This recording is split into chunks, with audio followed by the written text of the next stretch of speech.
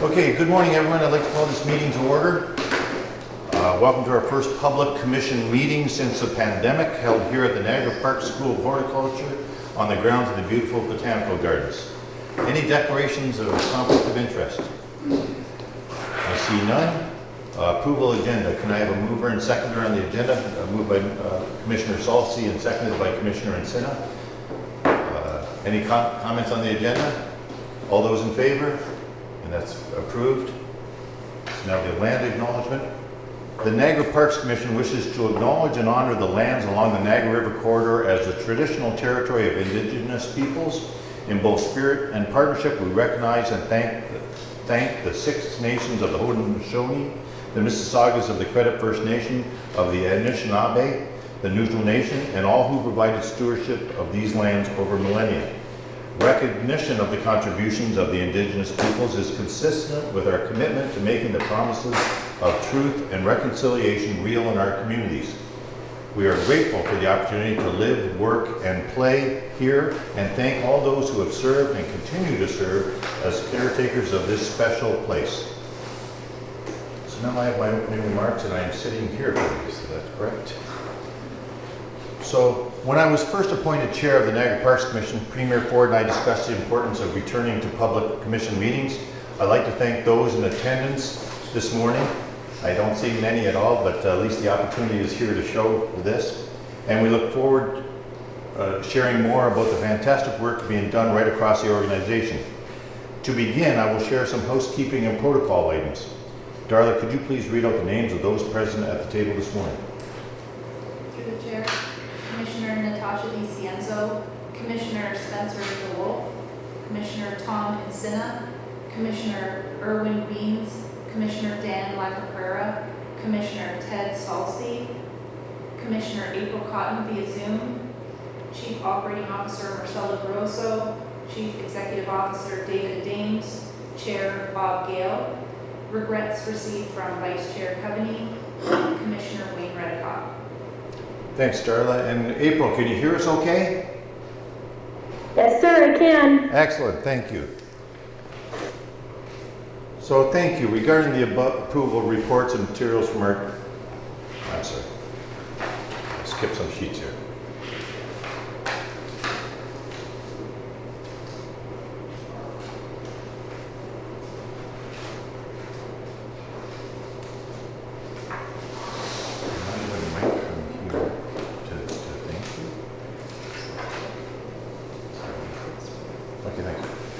So regarding the approval of reports and materials for our committees, a staff representative will provide a brief overview of each item unless it's a no-brainer, I say, if it's an easy one. But if not, I'm going to turn to the staff members just to comment on it. We will then vote to approve the summary of recommendations. I may move some in block or ask that they be moved in block. Should a commissioner have a question, we can separate any of the items. So if we move it in block, this is the way I ran the police board then, I've seen others do it as well, that if we move it in blocks, say 5 items, you have a question on one, we'll separate it out and we'll allow the questions on that item from anybody else at that time, and then we'll move on to anywhere else. For the presentations, speakers will present their material from the podium and answer any questions from commissioners. As part of the established protocol, members of the public and media are welcome to attend and observe monthly meetings. However, they are not able to participate in the meeting.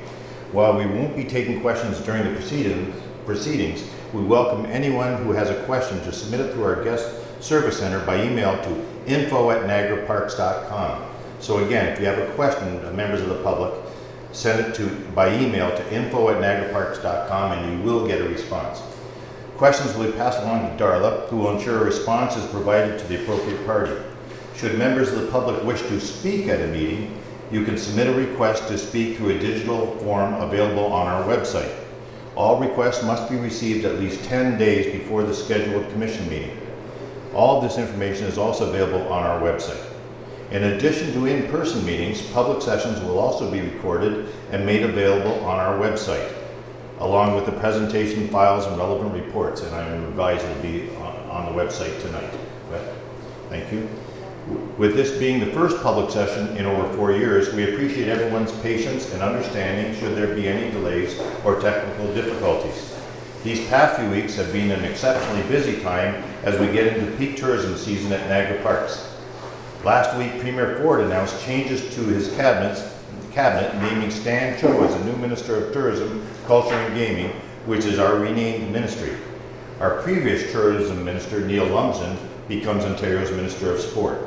I've had the pleasure of meeting Minister Cho many times over the years, and I know he will be a fantastic advocate for Niagara's tourism industry in his new role. We are grateful for the incredible dedication of Minister Lumsden and the support he has provided to Niagara Parks over his time as Minister of Tourism, Culture and Sport, and wish him all the best in his new role. Minister Lumsden leaves behind a positive legacy of growth for Ontario's tourism and cultural industries, and I know Minister Cho will continue that legacy. We look forward to the opportunity to host Minister Cho at his earliest convenience to experience Niagara Parks and learn more about the key projects we have on the go. These past few weeks have been an exceptionally busy time as we get into the peak tourism at Niagara Falls. On May 29th, I attended the Niagara's Top 40 Under 40 Business Achievement Awards on behalf of the Commission.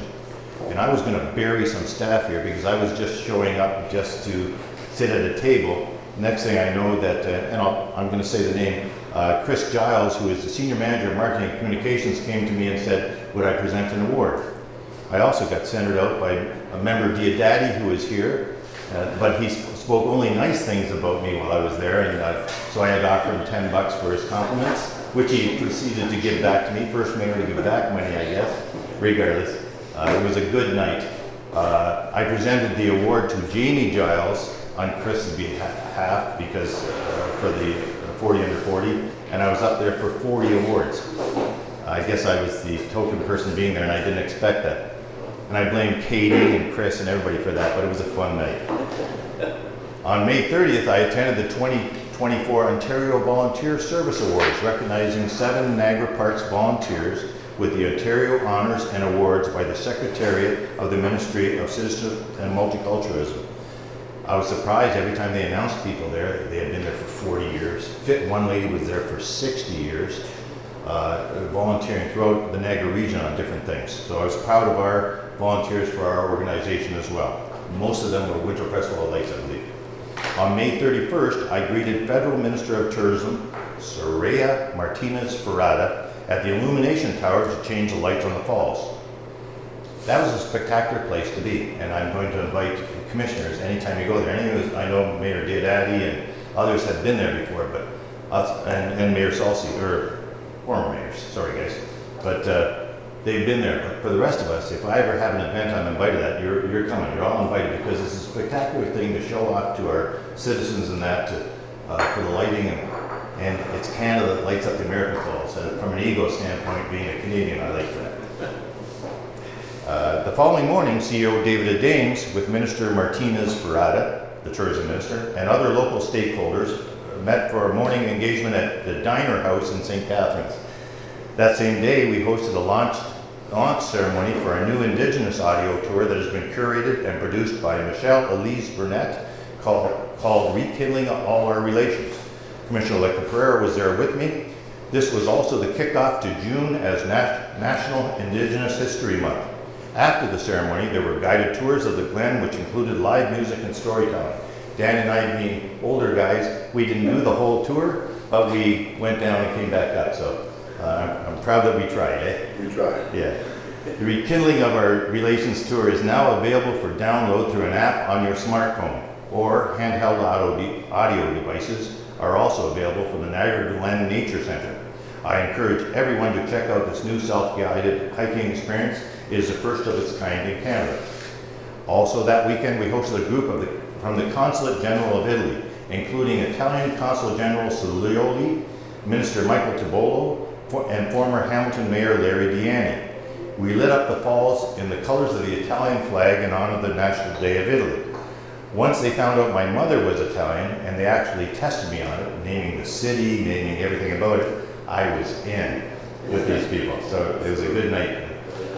On June 6th, I attended a plaquing ceremony at Niagara Parks Power Station for the designation of the Niagara Power Generating Stations as a Canadian Society for Civil Engineering, CSCE, National Civil Engineering Site. On June 8th, we hosted the annual Princess Margaret Ride to Conquer Cancer with Niagara Falls, serving as a finish line and starting line for some riders for their 200-kilometer trek in support of vital cancer research. I had the opportunity to speak at the opening ceremonies on the Saturday morning, along with Commissioner Diodati as Mayor of Niagara Falls. 7:30 in the morning. Commissioner Diodati was on time and he was wonderful.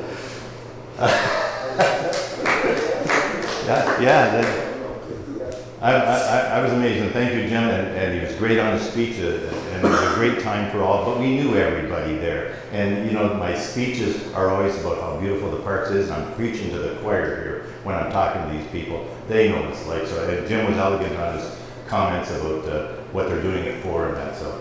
Go ahead. So you got to give me $10 now.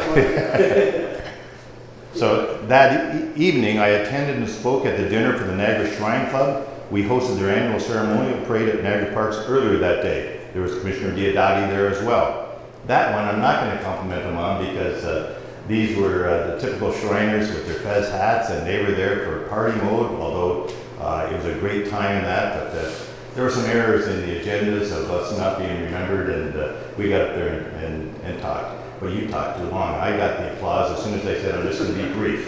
They gave me applause, so that was good. I'd like to thank... At the end of this, I'll ask for comments. You're not allowed to. Thank you. I'd like to thank and recognize those commissioners who have attended events in the past and encourage others to take part in future events. I know I've only been here for a month and a half as chair. You're going to get invited more to these things. I apologize for the Italian consulate one and other ones, but I didn't know how big some of these spots were. And plus, Darla will have to address them and find out, do you just want the chair or can other commissioners come? Because I think it would be fun and educational for you all to see what goes on with these people. Plus, you helped me out. The Italian consulate group is 26 people. It's hard to have a conversation with everybody there in that small confines and that, but you know, in the future, you'll get emails. If you can make it, you can. If you can't, you can't. This is an organization to be proud of, and I am thrilled that we have the opportunity to showcase more of Niagara Parks through the public commission meetings moving forward. Thank you to everyone in attendance this morning, and we will now continue with the presentations, but I always allow comments on my speech. Anybody have anything that they want to say? Okay, we'll move on. Thank you. So we have two presentations today. First is CEO David Adames. He's presenting the business highlights presentation. So take it away, David.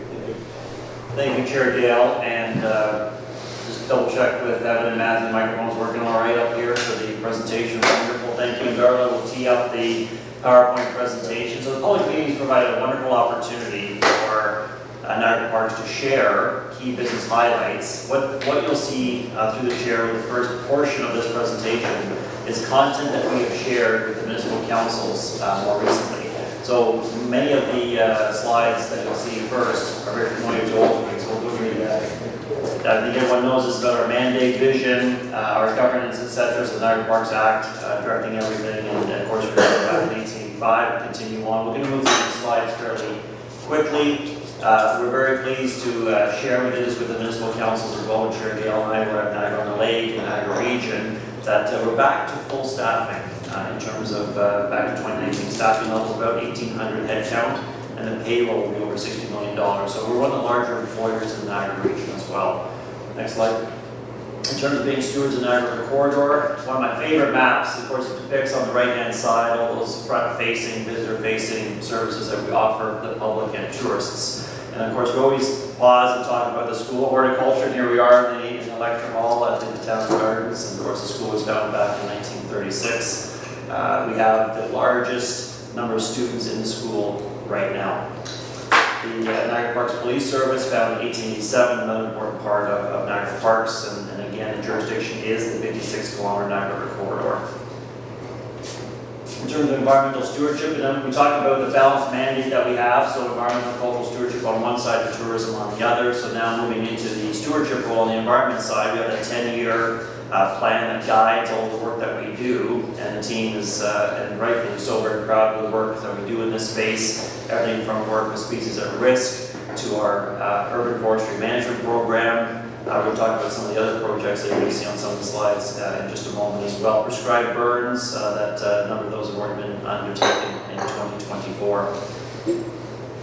This is one project we did want to bring particular highlight to, the Gonders Flats Wetland Restoration Project. This was the largest in the Niagara region, a partnership approach on this with Niagara Peninsula Conservation Authority, Ducks Unlimited, and also Landcare Niagara. So we will have a ribbon cutting and an event in the fall at this location. But the wetland is already doing its job on the upper Niagara River, and the public are returning to this space. Next slide. Cultural stewardship, the other part of the stewardship side, the image in the upper left, that was the unveiling of the new National Historic plaque for Chloe Cooley, who was an enslaved woman who was taken back from Queenston back to the US side and never to be heard of again.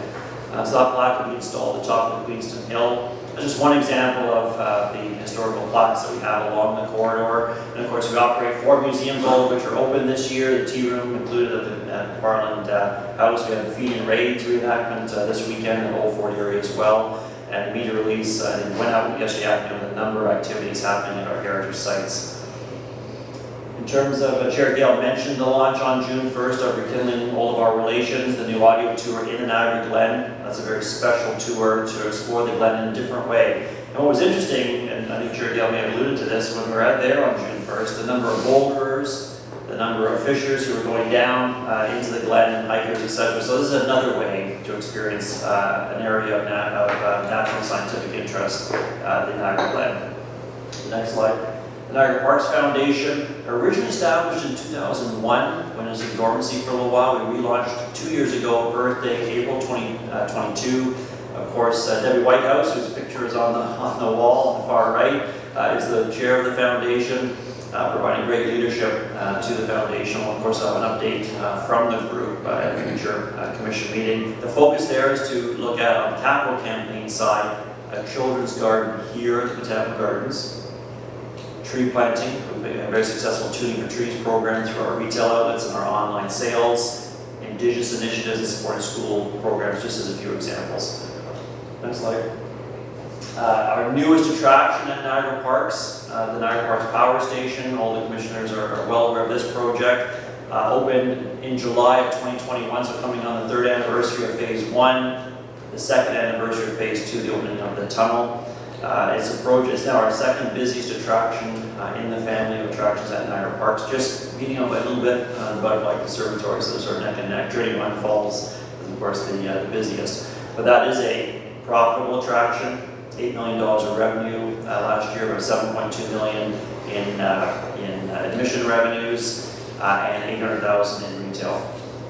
And I think it's important to pause here to recognize former Chair Sandy Bellows and her leadership to make this project happen during COVID as well. Next slide. Awards and recognition. So we did win the Ontario Lieutenant Governor's Award in Conservation in 2021 for that first phase. The Niagara Region's Biennial Design Award the following year. And of course it was, when the tunnel opened in 2022, it was CNN's #1 tourism story that year. So over $100 million of our media, over 2,000 media articles were generated just from the tunnel opening. Next slide. Key projects for 24-25, and this aligns with the commission-approved business plan for fiscal 24-25. The redevelopment of the other 2 power stations, Toronto Power and Ontario Power. We'll talk a bit about Toronto Power in just a moment. The new Table Rock Bistro and Wine Bar at Table Rock, now open. It's been open for about 3 weeks. Very well received. And that was a former candy store in Table Rock, now converted to a great culinary experience. Very much mirrors the rest of the brand feel in Table Rock. We're featuring Niagara VQA wine, Niagara craft beer, Niagara spirits, plus a few others. So it's a wonderful new space, not only for our leisure visitors, but also corporate events.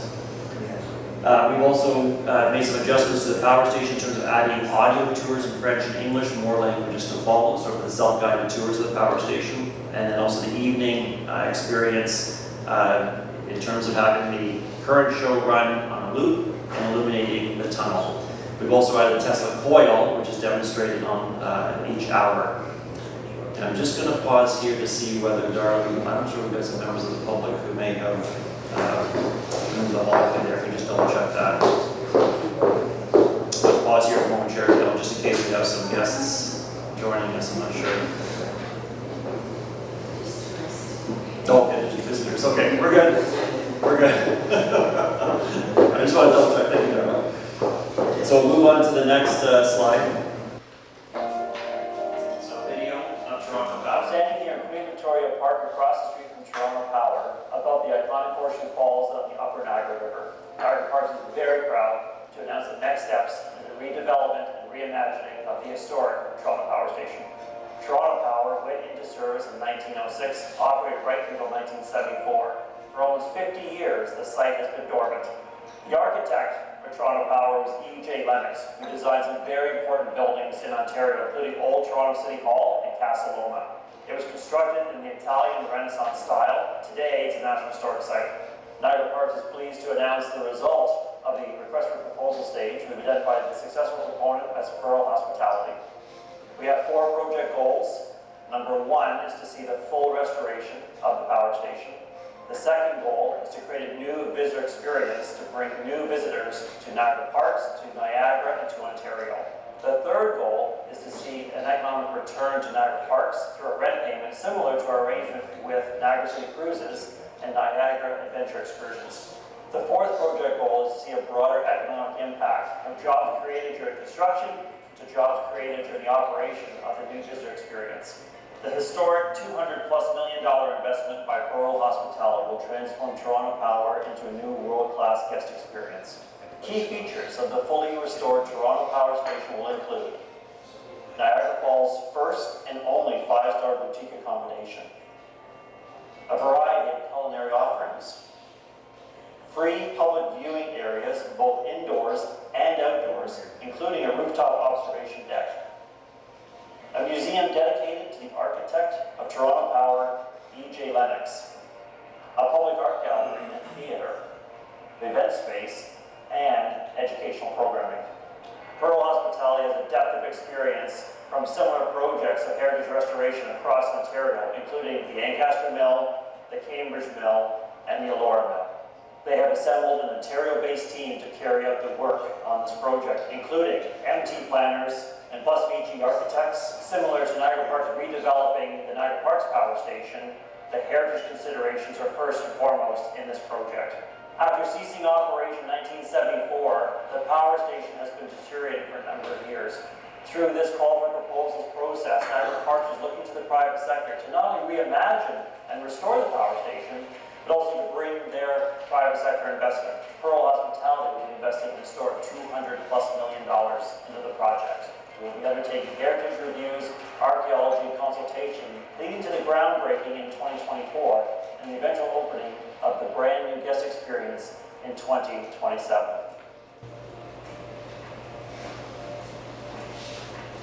So that was a video that we shared on announcement last fall, and again, due diligence will conclude this month, month of June. So in terms of the, of course the video covered these key points, so we can move on to the next slide as well. Here are some precedent images, or design images for the redevelopment as well. Next slide. Capital projects, of course this is Marcelo and his team. We can see the Black Creek Bridge. That was a $3 million investment, one of the heritage bridges along the Upper Niagara corridor. The Queenston Heights recreational stair replacement, the final set of 9 stairs have been completed as well. The Queenston Dock, of course our only dock on the Lower Niagara River, very well used dock. We have 5 docks on the Upper River. And a number of other projects listed on that slide. Continue on. This is really a catch-up year for a lot of repairs and maintenance. Some core projects like paving, so it's parkway, service roads, culvert work, curbing work. So again, a good chance to catch up on some of those projects. Next slide. The South Niagara Parkway, in terms of the repairs to the 40-year Great Wall, we've undertaken quite a few, we have more to do. And we'll be coming back to the Property Infrastructure Committee with updates on that particular project. We're talking about Goner's Flats and also some of the recreation trail repairs on the South Parkway. Operational highlights, the first quarter of our fiscal 24-25. So here again, we talked a bit about already the updates to the power station. We'll move on to the next slide. Weddings, so this is another product that our weddings team under Lisa Surratt, our Director of Sales, can position to have both ceremonies and receptions at the Niagara Parks Power Station. Culinary services, I would now certify through the Culinary Tourism Alliance 4 of our quick serve food outlets. That's 9 of our outlets. All 5 full service restaurants and now 4 quick service are certified. So that's our support for Ontario-based food and beverage suppliers. So it's a really good local economic development story. The Aerocar snack bar also reopened, and we'll get into some other culinary highlights in just a moment. The next slide. The Table Rock Bistro and Wine Bar we mentioned, so the Whirlpool pub. So we reformatted the Whirlpool restaurant into a pub format. So television sets, so golfers, when they come in off the course, they can watch golf. And again, a beautiful pub format. So that is now open as well, being very well received. So some photos of the new so upper left, lower left. And continue on. These are images of the Table Rock Bistro and Wine Bar. Of course, we have the outdoor patio adjacent to the bistro, which we renovated in 2020.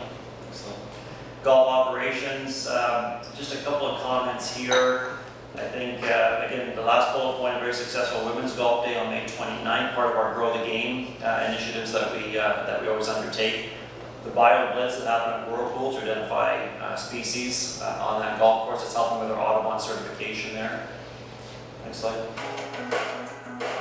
There was no history of golf in my family. I was the first one to actually pick up the sport along with my dad, and it just became such a bonding experience for me and my family. Having that emotional aspect to the sport just made me connect to it more.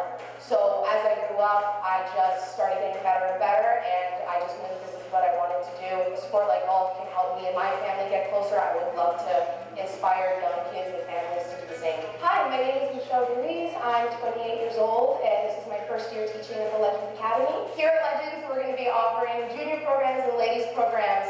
The ladies programs, I have 2 that I'm offering. One is on the range, which will focus on swing fundamentals. That will be offered Friday evenings. And on Saturday mornings, I'm also offering a chip, pitch, and putt, which will mainly focus on short game. We have the Junior Legends, which is from ages 8 to 12, and then our Little Legends, which are ages 4 to 7. We have 1-hour clinics that will run on weekends, and we also have junior camps that will be offered from July to August. As well as all the camps and clinics, I will be offering private lessons, which is someone just interested on one-on-one teaching. We do offer swing analysis. We have our own teaching deck that you will have privacy away from other golfers that are practicing. We have 2 other amazing Legends teaching professionals here. We are sure that you will find the right fit for you as an instructor. All the videos are shared on our social channels, so that again, that's a good pickup. Next slide. So again, in the video covered the Golf Academy. We'll move on to the next slide. Retail. So we have been seasonally merchandising our retail outlets, continuing to update our merchandise selections at our retail stores. Next slide. The Total Solar Eclipse, April the 8th. Again, a once-in-a-lifetime opportunity. Hosted national and international media. Tremendous attendance again, and that we had the media report previously about the impact, over $5.7 billion worth of earned media from that event, unprecedented significantly. Thanks to. So coming up on June 21st, it will be the unveiling or the first of the TD Jazz Festival events at Oaks Garden Theatre. A great way to kick off the TD Jazz Festival here in Niagara at Oaks Garden Theatre. There's Jared Gale with the volunteers at the appreciation. And again, those are volunteers who work with the Festival of Lights and some other Niagara Parks events, so it's wonderful to see the volunteers acknowledged, and the names, of course, are on the slide. Next slide.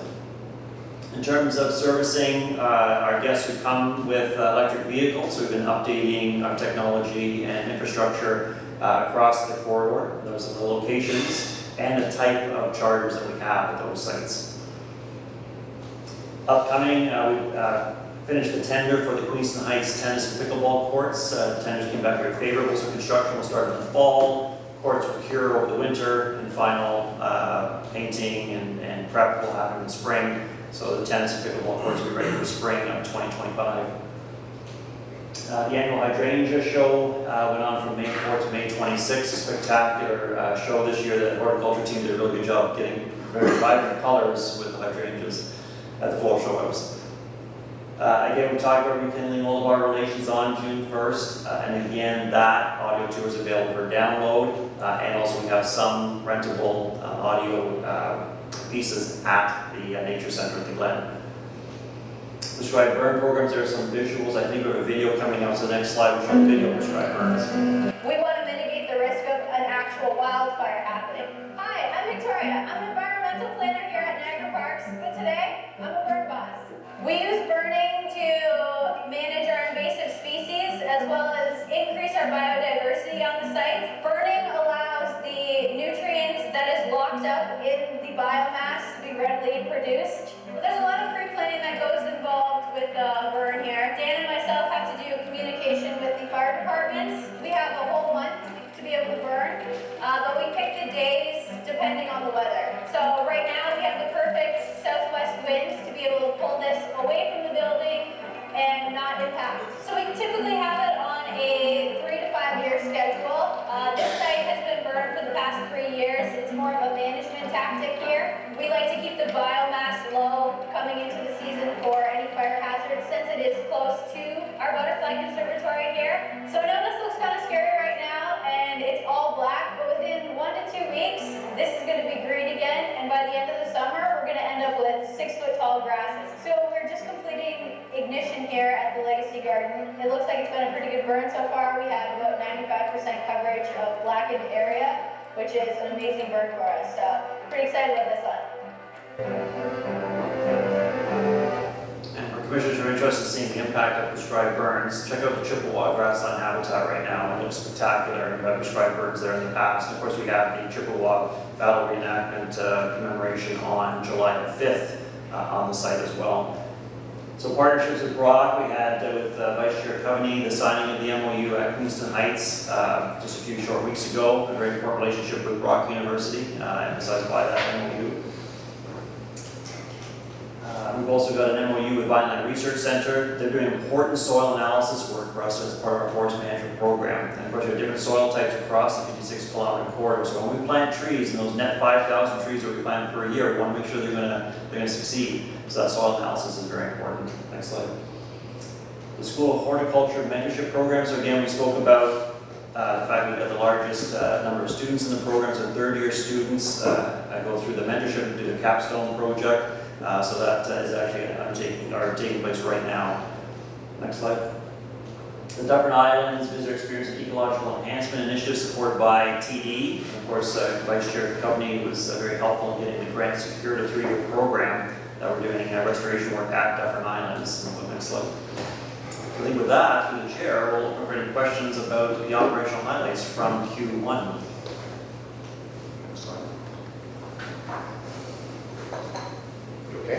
Okay, so any questions?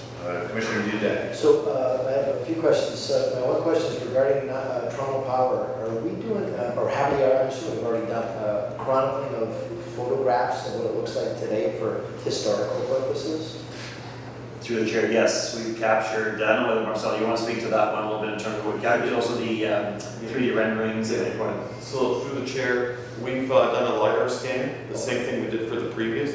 That gives us full 3D visibility and walkthrough, which we found is even better than any photo you could take. But you can pull photos, you can do measurements off of that, so we have a 3D scan of the entire site inside and out. That's great, awesome, thank you. Second question regarding the pickleball tennis courts at Queenston Heights. You know, the city's doing a pilot right now with a dome over the top. That really interesting concept. I don't know if you had any discussions with Tennis Canada, but it's not costing the city anything. And it's tennis and pickleball year-round, climate control.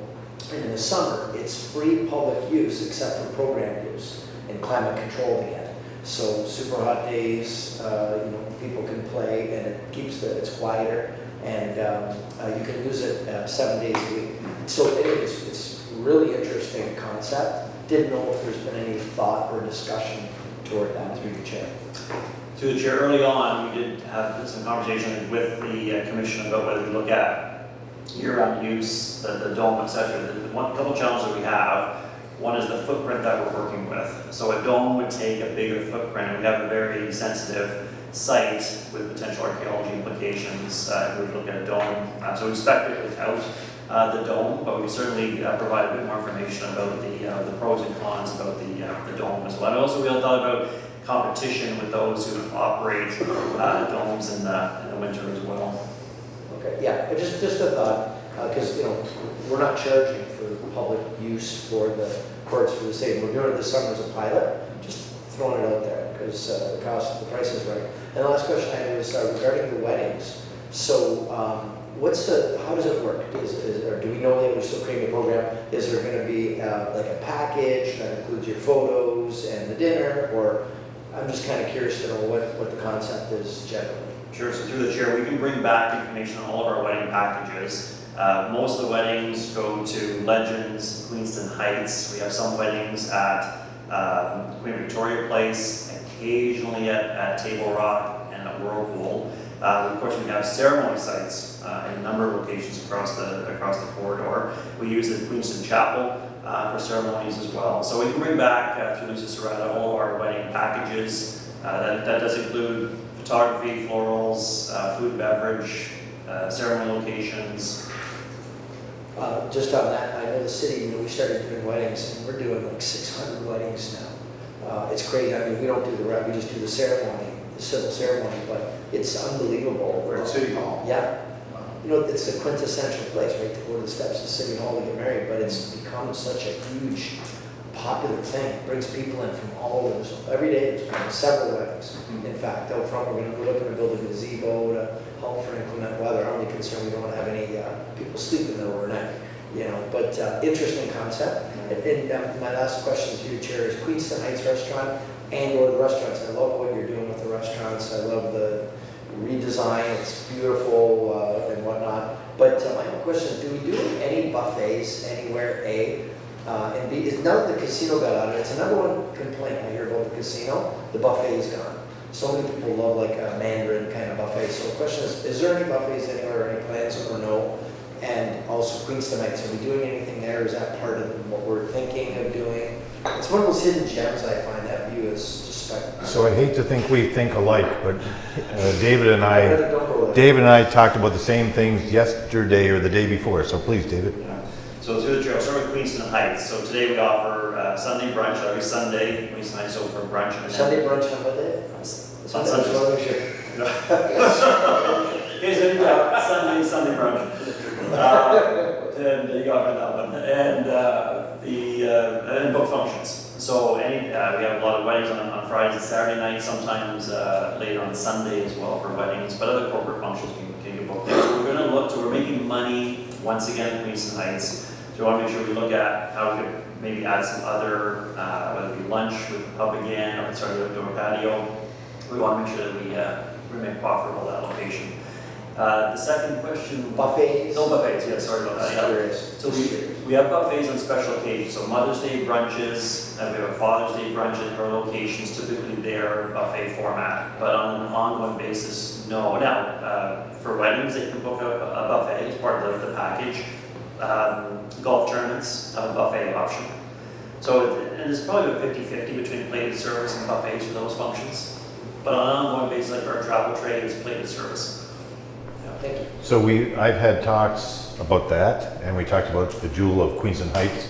We've had talks with Shaw Festival, entertaining things there. I won't go into depth on different locations, but Queenston Heights came up on that, so we're willing to talk about that, but it's sitting stagnant now, because of COVID and that. But like Erwin said with Shaw Festival, it works for us to support each other in these things. So, any other questions for this? Erwin? Mr. Chair, in regards to Queenston Heights, are we still planning on putting a pathway to the pickleball court from the parking lot? So through the chair, we're going to start with a chip path to the courts. Again, we have some sensitivities with that site. So we're going to do chip path first, see how the usage goes, and then come back to commission after that. The other thing, Mr. Chair, is in regards to, is there going to be benches and that put in there too, so that folks can put their shoes or however it's going to be, or it's going to be a place to sit? Yes, so through the chair, I might get Steve to comment on this one. So we did quite a bit of consultation with the tennis community, both tennis and pickleball. So there's different consideration of pickleball versus tennis, but I don't know if Steve, you want to comment on what the amenities will be in that setup. Yeah, sorry, through the chair. So we do want to provide some shade relief, so they're exactly, Can he be heard on our camera? Okay, good, thank you. yeah, and so we'll be seating a little bit of a shade relief for a new separate for both tennis and pickleball zones. That will be finalized through the contract as part of this project. And just a refresh my memory, has the RFP gone out yet and then come back? Because I seem to believe that it came in under what we had budgeted. So the tender is finished, it's been awarded, so the budget came in about 700,000 for the project. Okay, and that's for a completion date of next spring. Spring 2025. Spring of 2020. So when you say spring, so does that mean that they'll be able to start playing, say June 1st, or do you have a date yet where we're a soft date? I think I was on my left going. That is the plan. That for sure will be the June 1st date. Okay. We think we can meet earlier, but that's the committed plan. And I just want to revisit Queen's Heights in regards to the restaurant. Has there ever been any thought of having the restaurant open? And I know we're doing weddings there, but during the week or anything like that? That's what we talked about, Yeah. please. So Go through the ahead. chair, just pre-COVID, we did have the outdoor patio open, I think it was 7 days a week, and then obviously COVID hit. We're going to look at that again. We want to get our audience back, visitation back. So we've got that again, Sunday brunch. I think with having the activation of tennis courts and pickleball courts there, we've been repaving parking lot, the new staircases as well for trail use, promoting the Bruce Trail. So getting more park usage, I think with that, we could potentially bring back the patio on an ongoing basis. So if I may add into that, Dave and I talked, as I said a couple of days ago, and I said in 2006 or 2009 when I was commissioner here, Queens Knights lost money every year. And that's why they put me as commissioner of retail or whatever. And the last year I was there, it came down to practically a break even. And when you say practically a break even, that means it lost money on it. So now I said to Dave, let's be innovative. Can we open that up weekdays or other times on select menus? And he said, well, we might have to be closed Monday and Tuesday. It might be from later in the morning till early afternoon, some of this, but we need something there, especially around the lunch hour or that. But this is where we can have comments from all of us on this, but we can't lose money on it all the time. That's a jewel, so. So brings me to my next point, Mr. Chair, is as you're aware, I have passes for the golf courses, which is a spectacular venture. And we opened up, for the pub fair, we opened up the restaurants. And so our men's night has really enjoyed that.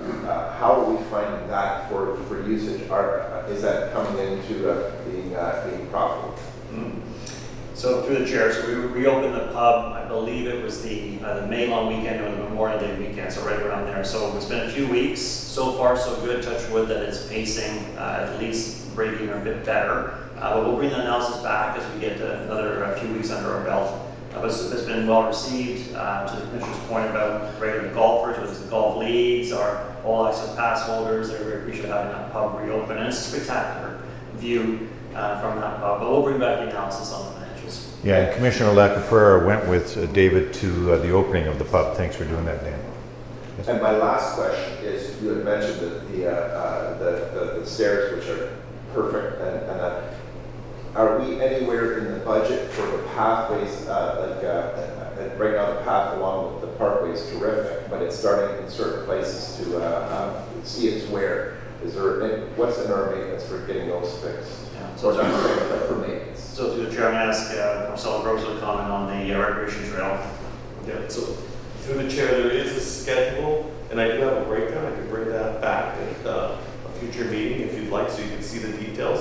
But we're doing sections in the north, sections in the south, and sections in the center. So we always try to kind of balance our dollars and impact all the communities that we're in.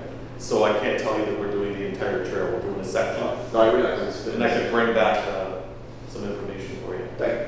So one other thing before I go to Dan for his question, on the pickleball courts, I've even had people from Niagara Lake reach out to me to influence Niagara Lake that they shouldn't have pickleball because we're building at Queens Heights. I said, no, that's not me. We do our thing, they do theirs, and I'm not getting involved in the mix, so I'm just letting you know Well, that. and Yeah. to that point, kudos to our CAO, because when the issues arose in Niagara on the Lake, he was pretty quick to react as the membership from Niagara Lake approached him. And that's I would say, part of the start impetus. So thanks to the Parks Commission, it has been a pressure relief for us to knowing that this is coming. Excellent. Thank you. Dan? Thank you. Through the chair, not a question but a comment going back to the golf courses. Our first meeting in the golf committee is July the 3rd. I hope everybody can make it. But one of the issues that will come up will be how do we motivate golfers to use our restaurants? For example, with Nine and Dine, it's like $9 for dine, and packages like that. It would motivate more golfers to go in and use the restaurant. So, give it some thought to the members and make them back on the 3rd, and maybe we can provide some good ideas of how to do that. Okay. Any other questions? Thank you, David. So our next speaker is Jim Hill, Senior Manager of Heritage and Legacy. Thank you for coming, Jim. Jim's my favorite because I'm into history, and he was here when I was here in 2006, and he knows everything, right, Jim? Okay, take it away. Thanks. Well, thank you very much for having me here today. This is really just a brief update for Indigenous History Month, and some of which you've already seen today, but we've been working with partners in the Indigenous community for a number of years now. Just recently, we toured leadership and representatives from the Six Nations, and they were very impressed with what they saw. We got outstanding comments from them. So this is just a bit of an overview. You can go to the next slide, and start it off. So we have a number of sites that have themes that are connected to Indigenous history and culture. We'll start off with the Landscape of Nations. This is a memorial that opened in 2016, and just in the past couple of weeks we've toured a number of school groups and corporate groups through here, working with our Indigenous partnership. You can go to that slide. This was all funded from outside the park. It was all through grants and very kind donations that developed this. And it's a partnership with the town of Niagara Lake. Go to the next slide.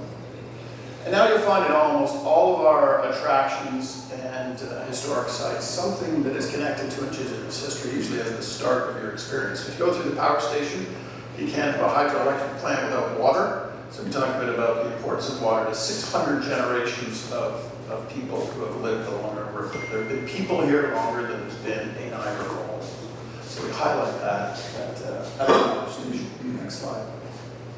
And of course, really fixed up the waiting area at Turning Behind the Falls is a beautiful display done by our own marketing and communications department with a little help from us on the research side, and shows the real story of the Maid of the Mist and the artwork of Oren Lyons, an elder and an amazing guy from Six Nations. And we, of course, have hosted some special events that are more themed around Indigenous culture and history. We can go to the next slide. And for the past 7 years, we've done at the Landscape of Nations an Indigenous Veterans event. November 8th is Indigenous Veterans Day in Canada, and I know a number of you attended last year. So it's a very meaningful event, particularly for veterans and families of veterans. And we'll have a small gathering there, I think November 2nd. I always try to do it on the Saturday before November the 8th. Of course, the park also plays host to a number of community cenotaphs, so there's other Remembrance Day events that take place up and down the river on the properties we care for. Excellent. And a great example, a couple of years ago, we hosted Phyllis Webstad, and she's a woman who's, literally, it's her orange shirt that became the motivation for Orange Shirt Day. She gave a fantastic speech there, and I got to spend some time with her and her family and grandkids. And of course, the Prime Minister of Canada got to meet her. That was a really meaningful, fantastic sunrise ceremony down at the plaza at the power station. Next slide. And we've been developing, working with Tim Johnson, our Senior Advisor at Heritage and Legacy, a tour that focuses on this. So there's sort of a corporate version of a tour that we've been doing. We took a couple of hundred members of the Ontario Association of Architects. This coming week, we'll have another corporate group that will be showing around as well. But we also have a version for school groups, for teachers. Maybe we'll have an hour or two to spend at Queenston Heights or tour some of the other locations that we have.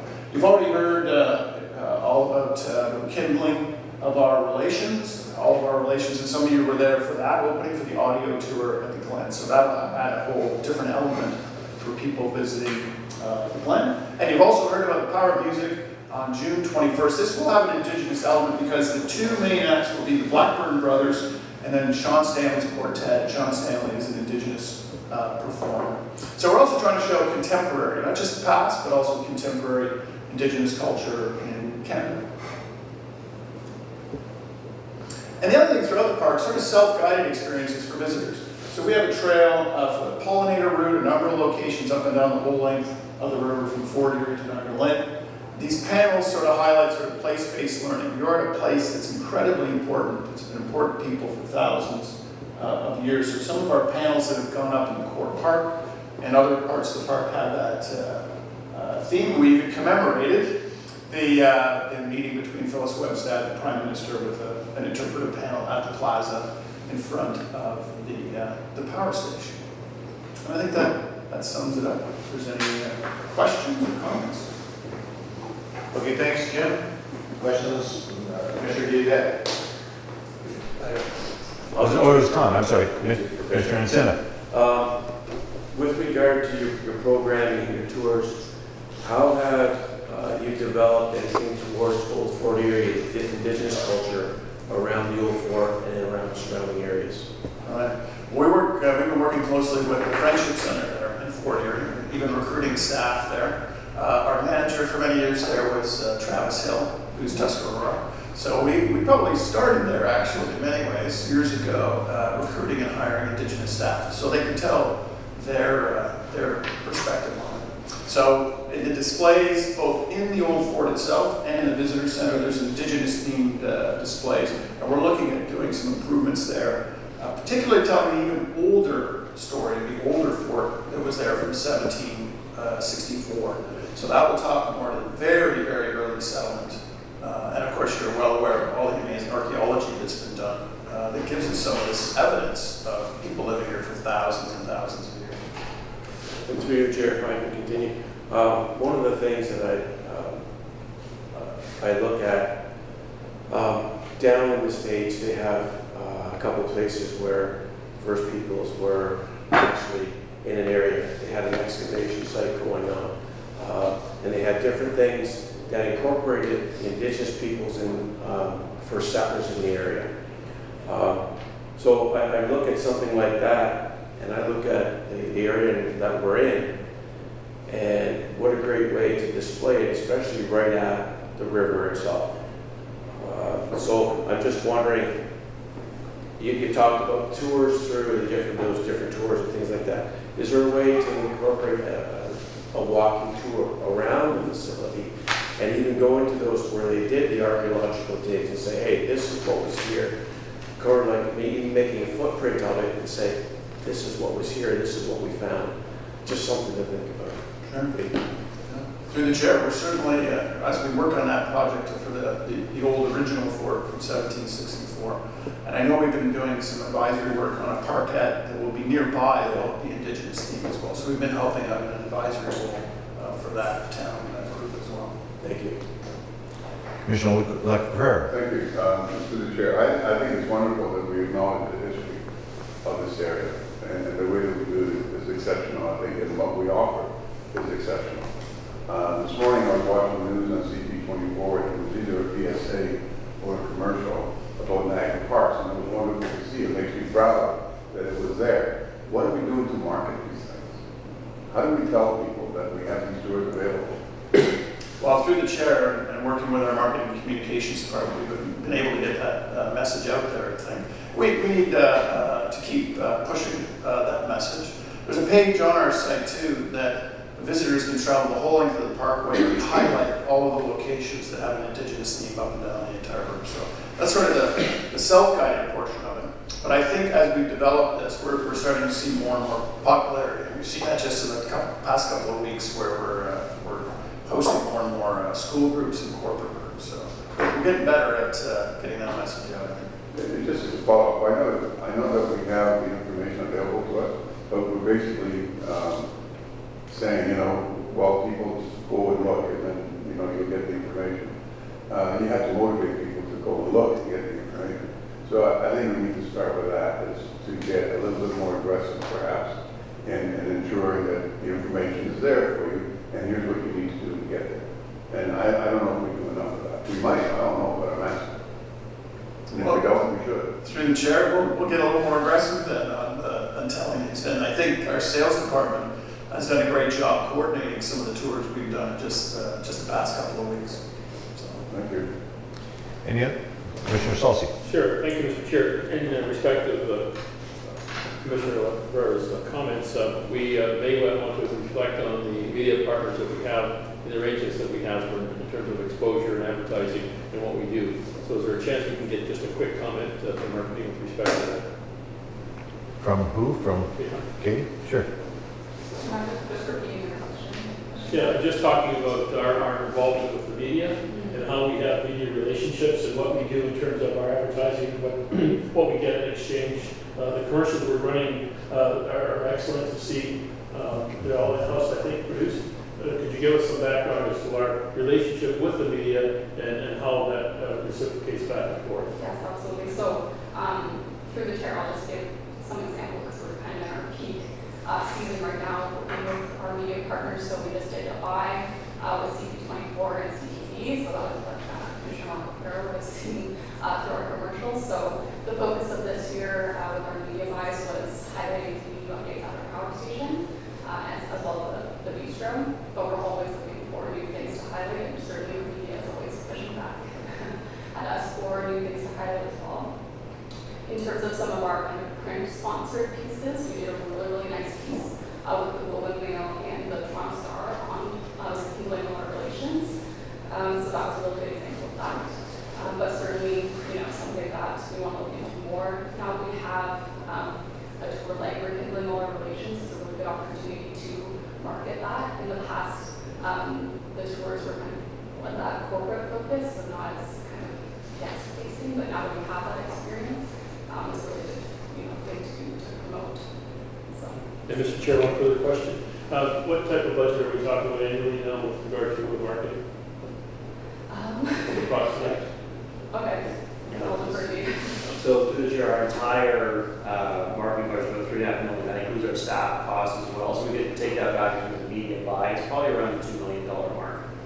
Thank you very much. So I also want to add to the chair, we leverage relationships and partnerships not so lot. We're Niagara Falls Tourism Partnership with Niagara, Destination Ontario, Destination Canada, trying to leverage those dollars as much as we can. Great, thank you. Okay, any other questions for the presenter? Thank you, Jim. I appreciate it very much. Thank you very much. Thank you. Okay, so now we have items from Governance, Ethics, and Human Resources Committee, which Commissioner Salsi chairs. Ted, I'm going to ask you to comment on one of them when we get into it, but I'll go there when we get there. I'd like to move items 3.1 and 3.2 in block, if I can. Can I have a mover and seconder to put it on the table? Commissioner Diodati, Commissioner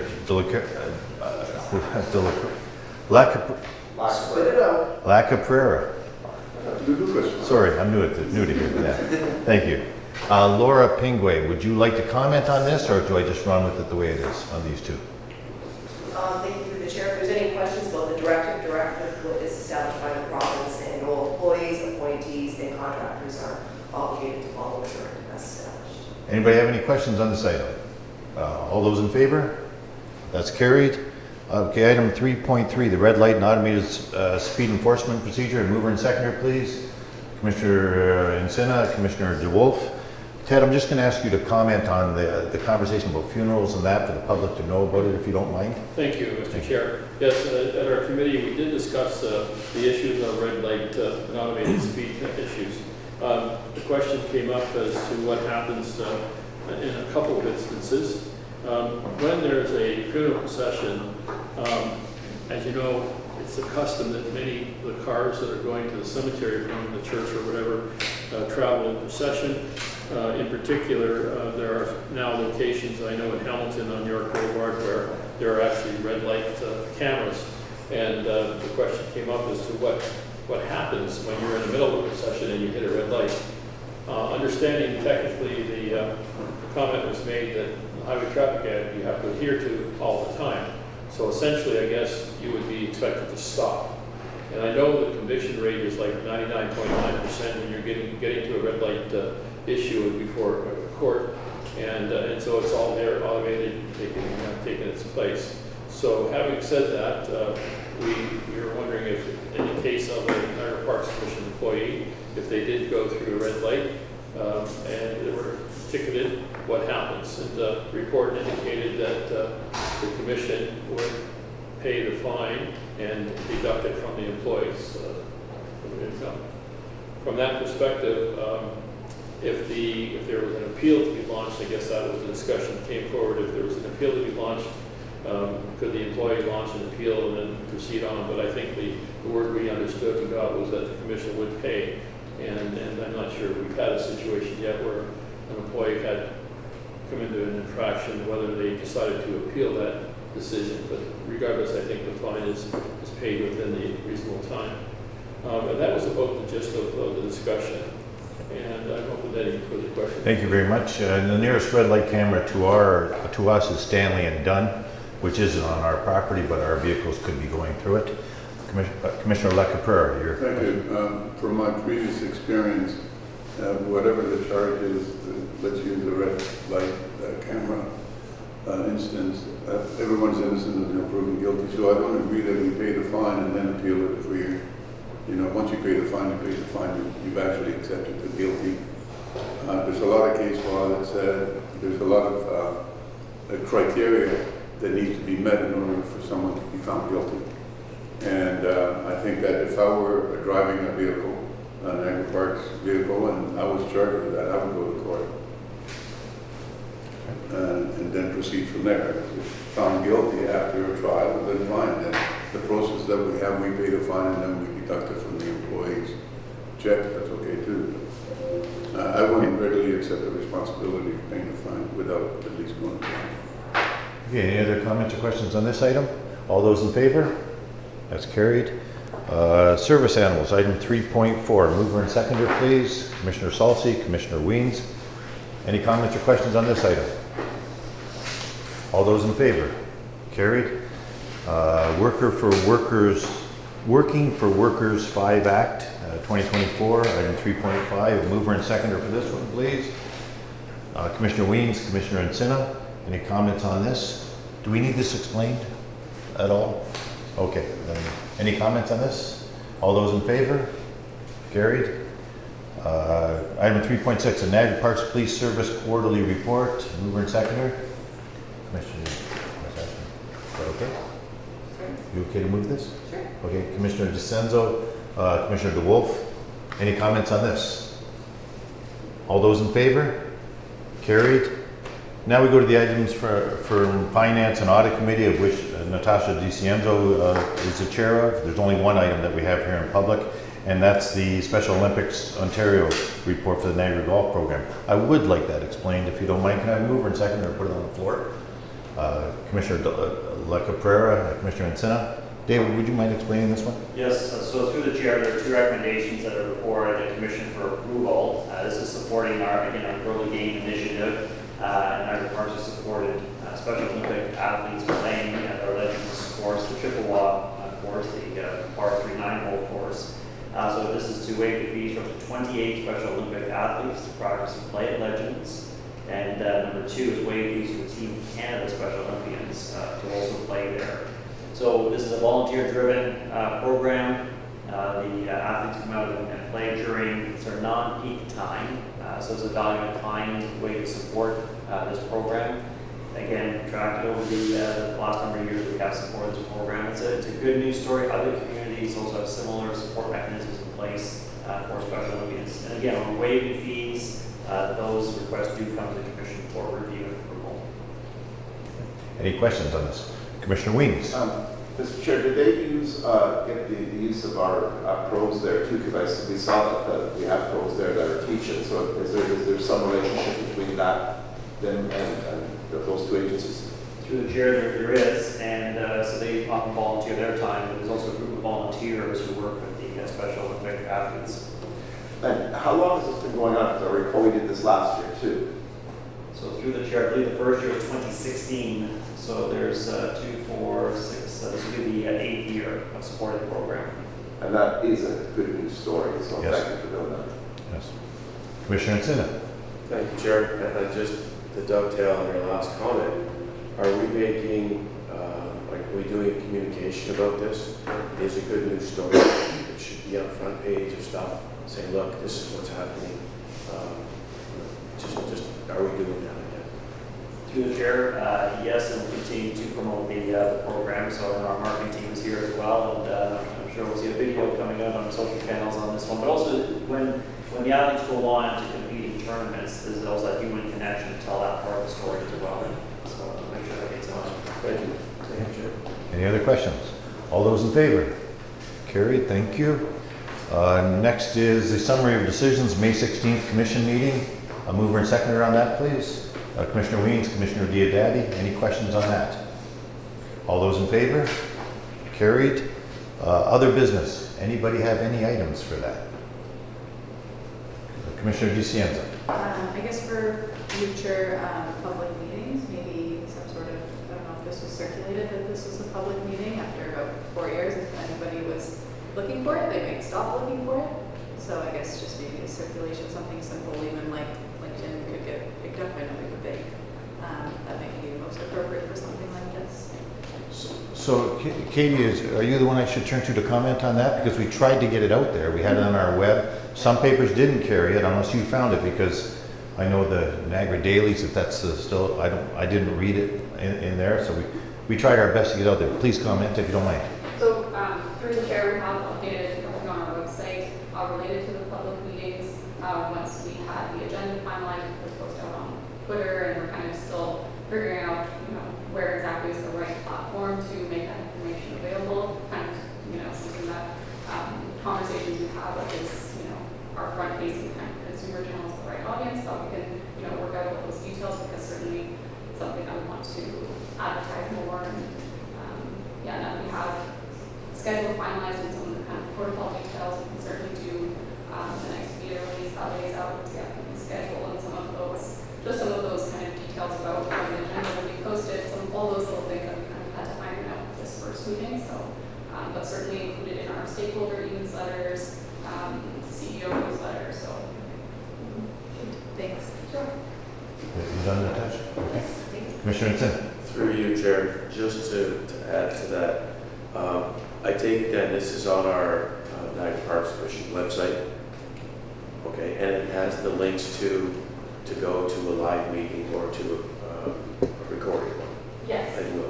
Yes. So through the chair, we updated the entire kind of corporate commission meeting section of our website, because previously we didn't have the option Right. for recorded sessions. So obviously that will now be available. So there's links to the agenda materials, and then once it's ready, the link for the recorded session will be on our website too, and along with the full schedule too.